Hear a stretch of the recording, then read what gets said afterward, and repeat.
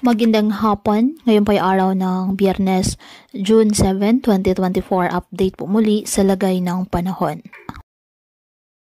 Ayon sa pag-asa, ngayong araw, southwest monsoon o habagat ang nakakaapekto sa western section ng Luzon at Visayas. Samantala, wala pong bagyo o low pressure area na minimonitored o namamataan ngayon sa loob po ng ating Philippine Area of Responsibility na maaaring magdala ng mga pag-ulan o masungit na panahon sa ating bansa.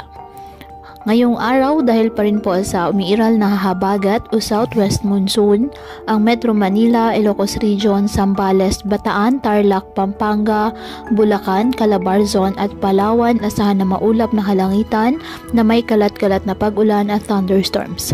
Habang sa nalalabing bahagi ng ating bansa, bahagyang maulap hanggang sa maulap na kalangitan with isolated rain showers or thunderstorms dahil naman po yan sa mga localized thunderstorms. Tuloy pa rin po natin na pinag-iingat ang ating mga kababayan sa banta po ng mga posibilidad ng pagbaha at pagguho ng lupa lalo na kapag may malalakas na ulan at ugaliin po na magdala palagi ng payong o kahit ano panangga sa ulan sa tuwing lalabas po ng ating mga tahanan. At yan po muna ang update sa lagay ng panahon ngayong araw.